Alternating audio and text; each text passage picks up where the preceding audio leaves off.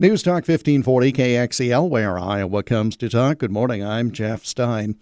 I have already complained here on the radio that Walmart, well, let me say it this way, a large retailer, all right, it was Walmart, on the Sunday before the first day of autumn, had Christmas decorations for sale.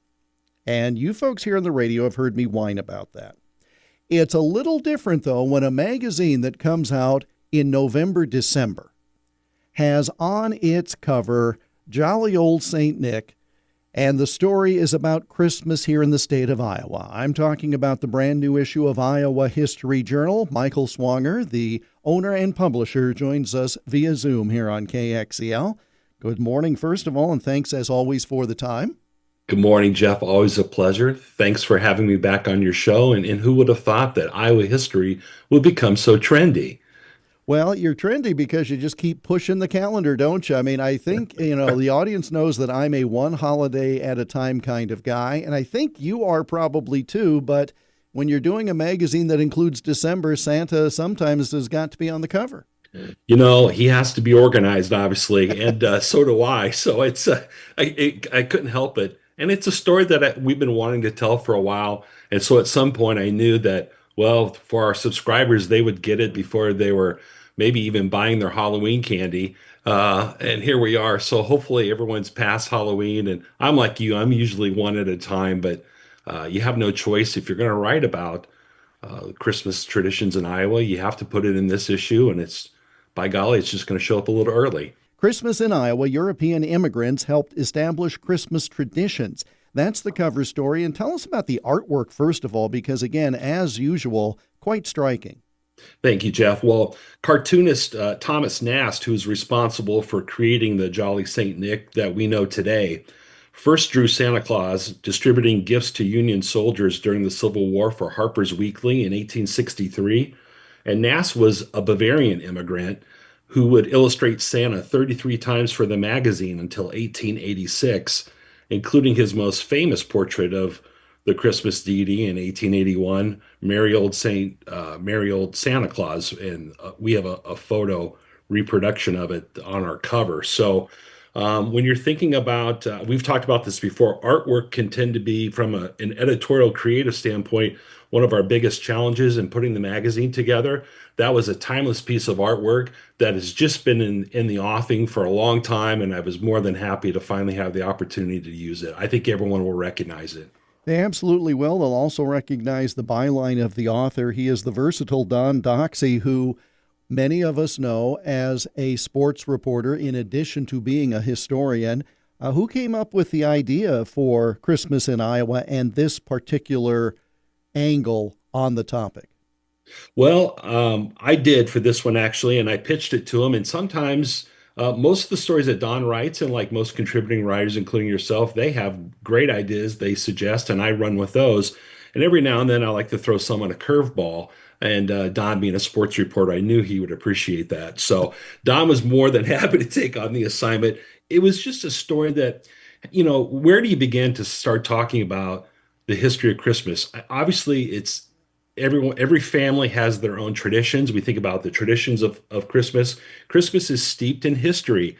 And I think because it's the elephant in the room every year. I mean, it's the biggest holiday of the year. It drives our economy. It touches every facet of popular culture, that sometimes we take it for granted what the real history of how Christmas is celebrated in our state is, and how it started. And I think when I think about just a consumer of news and periodicals and newspapers and magazines in the last, say, 30 years or so, I don't think I've read anything about how Christmas traditions were established in our state. And it was just, again, something that had been in my mind, I had been wanting to get to, and now it just felt like the right time to do it. It's interesting to me because the way that Don has told the stories, it points out that while we are Americans, we are Iowans, we are all products of, primarily, at least in the early settlement, of European culture. And Christmas having been established there, those traditions came to Iowa. They became integrated into our American continent traditions to become something just very unique depending on where in the state you live. That's right. And I think most people don't realize that many of Iowa's earliest settlers viewed Christmas with apathy, if not disdain. George Parker wrote in Iowa Pioneer Foundations that most Iowa farmers in the middle of the 19th century didn't acknowledge any holiday except possibly the 4th of July, and that Christmas came and went with little notice. And that would change through the decades as Iowa began to fill up with immigrants from European nations, and the state's residents came to embrace and emphasize the holiday as much as anyone anywhere. And over a period of years, Iowa Christmases began to become, a meld of traditions and customs, both those based on the birth of the baby in a manger and those of a more secular sort. And if you start following the paths of European immigration to Iowa, you can see the different traditions that started melding into our Christmas holiday. It goes back as early as immigrants from Germany that first came to Iowa in the 1830s. That's probably one of the first waves. And, they came here to escape religious oppression and political turmoil. Norway and Ireland refugees began arriving in the 1840s to escape famines back home. And an especially horrific famine in Sweden in the late 1860s sparked a huge influx of new residents to Iowa. If you look at, and writes this in his story, that according to the 1850 U.S. Census, which was taken just 4 years after statehood, there were only about 20,000 people in the state who were born in foreign countries. By 1870, that number had ballooned to 304,000. And those people who arrived from overseas brought Christmas with them. And one of the waves of immigrants that I think, and Don makes a case for this in his story, perhaps who had the biggest effect on our Christmas holiday celebrations are those people who arrived from Moravia, a small country that is now part of the Czech Republic. And most of the way that we celebrate Christmas can be traced back to Moravia.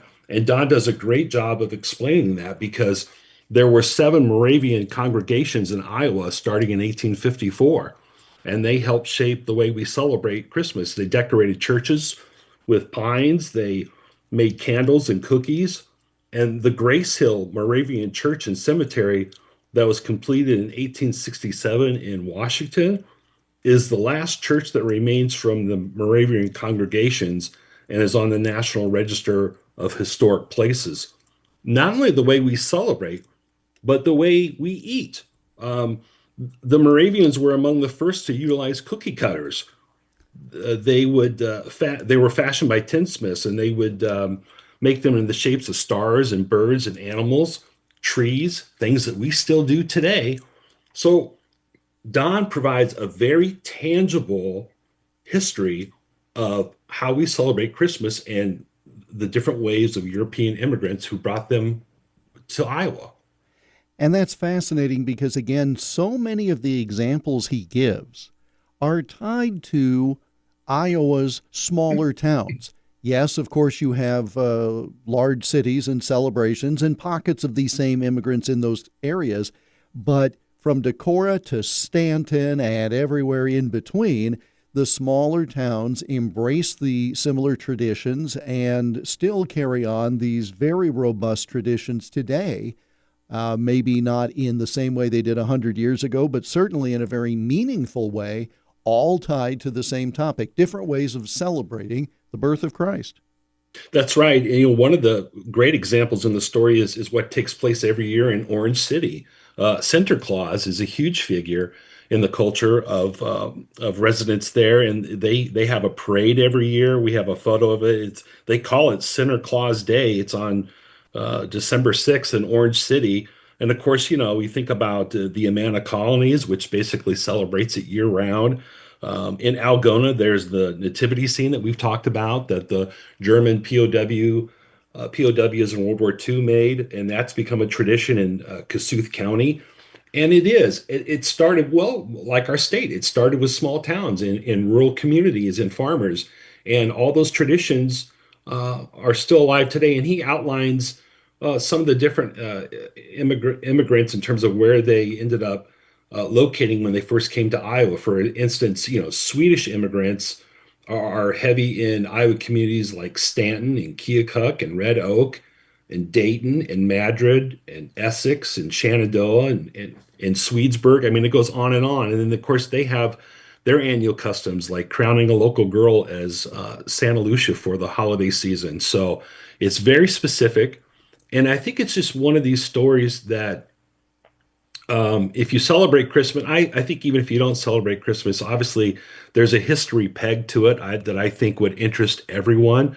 And we also touch on other holidays that are celebrated as well. Hanukkah, Kwanzaa. We know that there are other holidays too. Now, Christmas is the main focus for this story. We touch on them as well, and I'm sure down the road we're going to touch upon them in more detail too. But we wanted to start off with the big one, as we say, and kind of just introduce Iowans to our state's history from that perspective of celebrating Christmas, and perhaps just to kind of uh, illuminate what some of the family traditions that they may be celebrating, they may not realize where they came from.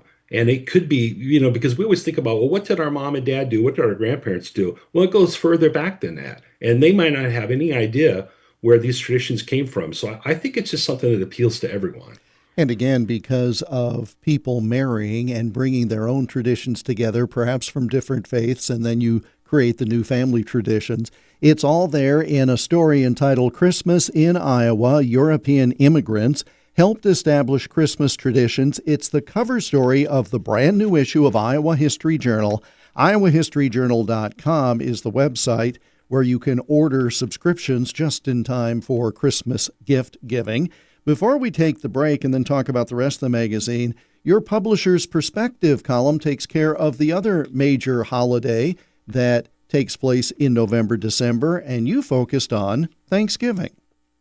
I did every year. If our readers follow us on our social media platforms on Facebook and Instagram, they will know that every Thanksgiving I post a picture of Governor Samuel Kirkwood's 1876 Thanksgiving Proclamation. I think it's just one of the best written pieces of Iowa legislature and Iowa history, and it really is a unifying message. And so I share it every year, and I share it again this year, as well as one of his earlier proclamations, with the hope that we can find some common ground. And I know that during the holidays, it's always a topic of conversation in terms of the conventions of polite behavior during family gatherings on Thanksgiving Day as to whether or not you discuss hot button topics such as politics. But what my column touches on is the fact that we have gone through much more divided times, and I use the Civil War as an example, as Governor Kirkwood was our Civil War governor, and it was during that time when things seemed to be the bleakest in terms of division in our nation, that he wrote some just incredible messages and Thanksgiving Day proclamations that I think appeal to everyone, and I would encourage everyone to read it, just because and to keep that spirit and that in their hearts and their minds as we gather to celebrate Thanksgiving. It's Iowa History Journal November-December issue, IowaHistoryJournal.com. Get it at a whole host of retailers. Even better, get the subscription online. Get one for a friend for Christmas. Get one for yourself as well. IowaHistoryJournal.com. More with Michael Swanger on the new issue of IHJ after this bottom of the hour break, as KXEL Live and Local continues on a Friday on News Talk 1540 KXEL, where Iowa comes to talk. And as KXEL Live and Local continues on this Friday, we're continuing our connection made via Zoom with Michael Swanger. Mr. Swanger is the owner and publisher of Iowa History Journal. It comes out 6 times a year in printed form. And if we are not smart enough to have subscribed, which you should, right, IowaHistoryJournal.com, if we want to pick up a second, third, or sixth copy, where are some good retail outlets? Well, you can get it at every Barnes & Noble in Iowa.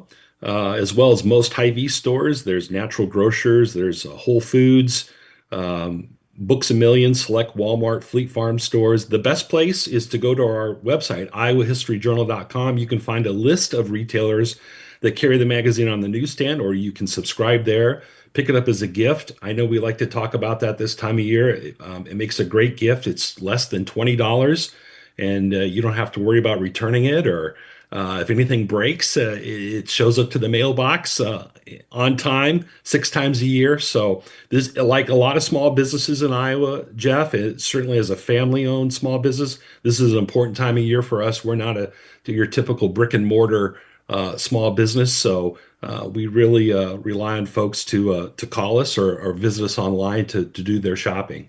So you get the subscription for someone. But then you go out to the Barnes & Noble or the Hy-Vee or wherever, and you buy the current issue, and that's what you wrap up.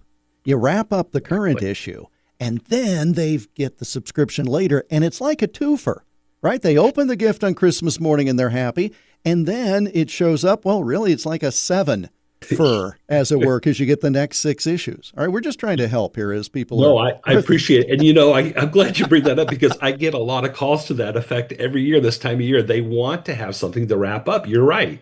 You need to have something under the tree or stick it in a stocking. So that's perfect. All right. Now, here is something that is interesting. You folks have a knack at Iowa History Journal of finding people that have an Iowa grounding, a foundation. We do this a lot with the Iowa Almanac as well, but they've gone on to fame and fortune, but they're all based in Iowa. And John Busby, of all people, has his finger on the pulse of all things tied to popular culture. Tell us about the article that John created for the November-December issue of Iowa History Journal. John has written a nice story about Harry Langdon, an actor who was born in Council Bluffs, who found stardom in Hollywood but began as a star of vaudeville. And the headline says, "Moviegoers were wild about Harry." And that's an understatement because Harry Langdon was a huge star. As a matter of fact, John writes it very eloquently. He says, if America creates a Mount Rushmore dedicated to the silent screen comedians, then Langdon deserves a place beside Charlie Chaplin, Buster Keaton, and Harold Lloyd. Well, that's tremendous company, and that says quite a bit about him. And he goes on to say that Langdon may be the most enigmatic of the aforementioned quartet of comics. And when you read the story, you can see why he made that bold proclamation. I think it's true. He was a prolific actor. He was in about 100 movies, 2/3 of which were talkies. The first third were silent pictures. But he was a huge star. He was as big a star as there was at that time. And this is, we're talking about the 20s. And he was making $7,500 a week, which in today's terms would be like $140,000 a week. That's how popular he was. And he was making so many movies. I think in one year, John has in his story, he made, I think, like 24 films.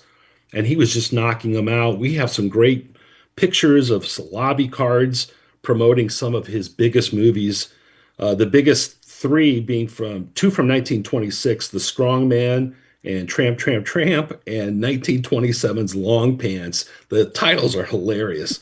But what I was not familiar with Harry, and films especially are up John's alley. And so he pitched it to me last year. And like we've talked about before, I mean, I love getting pitches like that from our contributing writers or even from our readers. And I welcome those ideas. And, that's how we are able to cover such a broad base of story ideas in the magazine. Harry Langdon, I did not know by name, but the images of him in the magazine made me recall I've seen him. I've seen him in movies. He's pictured with the great Max Sennett. And what I think is also cool about Harry Langdon's career because of the time, he starts off by running away to join a traveling medicine show, and then he takes it to vaudeville, and then it's silent movies, and then talkies, including with Al Jolson, thank you very much, at the time that Mr. Jolson was the most popular performer on the planet. And again, with the background in Western Iowa, and he passed away far too young, I think at the age of, 60? Something like that, which is a shame. And you're talking about the money he made each week. That's not radio money. That's not magazine money. We'd have to call our buddy Lou Seipel. That's That's probably where he's at about that 140 a week. But in at any case, least. at least, and worth every penny. That's right. Moviegoers were wild about Harry, the story of vaudevillian Harry Langdon, written by John Busby. That is another of the stories in the current issue of Iowa History Journal. Now, there are times that we talk about our mutual friend Arvid Huseman, who writes the Country Roads column. And Arvid is about the best human being you're ever going to meet. I did not see him as teenage rabble rouser, but he revealed a sign. Again, it's around election time. We've just come through one as we're having this conversation for the radio, but it's certainly a November topic. But Arvid Huseman, young rabble rouser. That's interesting. Who would have thought, No, right? I mean, you no. look at his column photo, he looks like such a nice guy. Who would have known he was so ornery Yes. in his youth, right? Well, readers, a lot of folks tell us that they'll open up the magazine and read his column first, and I understand why. It's riveting, it's humble storytelling, and he does it with such a panache and sense of humor. But he's a baby boomer, and so he writes a lot about his time growing up in the 50s and 60s, and this column's no exception. It was in the spring of '64 when he and his friend were sophomores in high school and decided that they just didn't like the food that was being served in the cafeteria, and they thought they could do a better job. So they would stage a protest and encourage their peers to stop buying hot lunches. Well, of course, the principal caught wind of this and pulled them into the office, and they were scared to say the least, and he describes that in his own colorful way. And and then instead of punishing him, the boys, and saying you're being suspended or you have to clean the blackboards after school, what have you, they said, no, I'm going to have you meet with the cafeteria lady, who was apparently an even tougher cookie than the principal. And so, well, boys, I'm going to throw down the gauntlet. If you think you can do better, have at it. Here's the budget. Here are the dietary requirements that the school, demands that we meet, and you see if you can do a better job. So it was a good lesson in humility, but it was also a good lesson in terms of, if you have something to say and something you believe in, you can stand up for it, but you better be informed and be willing to back it up as well. And if you're going to say you can do it better than somebody else, when they take you up on that offer, you best be delivering. That's right. Yeah, I think they learned their lesson that they were just fine with the hot lunches after all. It's all part of the current issue, November, December 2025 of Iowa History Journal. Michael Swanger, our guest, iowahistoryjournal.com. Jerome Thompson started a two-part story on the Cow War of 1931 in the last issue. The story is completed in this issue of the magazine. And if you missed the last one, I bet you can get a back copy at iowahistoryjournal.com, but maybe there aren't that many. Not a lot, but we do have some on hand. You're right, Jeff. It's the one with Johnny Carson on the cover. But yeah, the story that Jerome wrote for us initially we thought would be just one story. But the further he went into his research, the more we realized it needed to be in two parts. So the second part, the last time we spoke, it was about the Cow War. Was primarily known by Iowans for happening in Cedar County. That's where a lot of the action took place. The Guard being called out, the Iowa National Guard to take care of some of the angry mobs. And for those who missed it, it was because there were requirements. The state required cattle be tested for Bavarian tuberculosis, and it was unpopular with farmers at the time because the state veterinarians would come to their farms to test their cattle, and of course, if the cattle didn't meet the standards, well, then obviously they couldn't be processed. So it was, it was a deep division there because of not only politics but because of financial reasons. And the second part of the series takes us outside of Cedar County and reminds us that it didn't just happen in Cedar County, that there were other places too. And so it was through his research of going through the archives at the Iowa Gold Star Military Museum, he tells the story from a unique perspective that I had not seen before, which is that through the eyes of the Iowa National Guard. And so he has all the data, the costs of what the Cow War cost, and as well as the other places that it happened, other than Cedar County, because I don't think people realize that. They always think about Cedar County. Well, it took place in Henry County and Mount Pleasant and New London and other places too. And so the second part delves into all those other hot spots of the Cow War.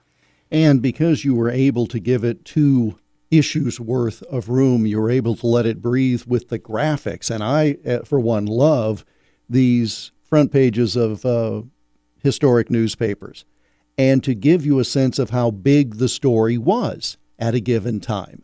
And so when you see even the Daily Iowan with a front page, let's see how many columns, I guess they were 8-column newspapers at the time, an 8-column headline, the Des Moines Register on a Thursday morning, similar situation, and just covering every little aspect of this because it was such a huge deal.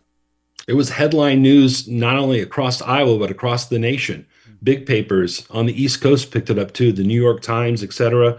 Yeah, those headlines with those large point screaming headlines really get your attention. Yeah, the Daily Iowan, we have one from the Des Moines Register. It was front page news for a long time during the summer, the late summer, and the fall of 1931. So we have 2 examples from October and November to illustrate that point. And then speaking of artwork, Jerome found another great photo in the archives that I had never seen before, which was it's an unidentified woman. She's standing, posing next to a sign posted at a farm near Burlington where it says, "We don't want fight, we want justice." I had not seen that photo. And then he also has a great picture of members of the Iowa National Guard on the Tri-State Fairgrounds in Burlington in 1931. And again, that goes back to what I said earlier, that it wasn't just, in Cedar County. This affected farmers across the state. Fantastic stuff. The second of 2 articles on the Cow War of 1931, authored by Jerome Thompson. You find that in the new issue of Iowa History Journal, November-December issue. And a couple of seconds left, so let's talk about the Dragoon Trail. That's the other article of note. And a lot of folks will drive along, and they'll see little signs on the side of the road, whether it was for the old Lincoln Highway, etc. What's the Dragoon Trail? It's got an interesting graphic that goes with it. You bet. Well, in the Dragoon Trail actually opened in 33 along the Des Moines River. It's the follow the pass of the first U.S. Dragoons that scouted what became Iowa in the summer of 1935, following the Black Hawk Purchase of 1832. So it's written by Kevin Mason, a professor at UNI. He's a new history professor there. He's not new to teaching, but he's new to UNI. And he had written about it in the past and documented his own travels by walking the entire 200 miles. And it was picked up by various media outlets last year. And so, again, it's one of those situations like we've talked about. Well, that seems like the perfect person to write that story. He's spent so many years researching it. And Kevin just takes us along what Iowa looked like before as the Dragoons entered our state and what it looked like. And, of course, all the indigenous peoples that they encountered.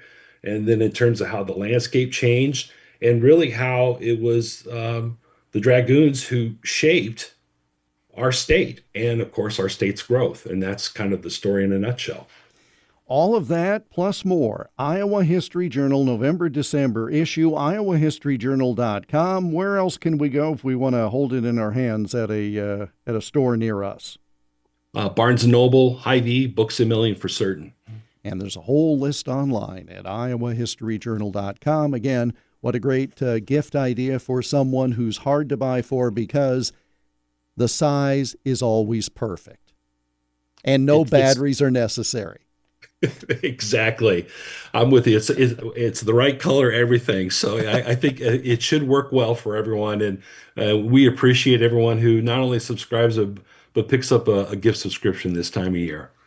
Another one of Iowa's great small family-owned businesses, Iowa History Journal. Mr. Swanger, thank you for the time as always. Happy holidays, the whole set of them to you and yours, and we'll talk again soon.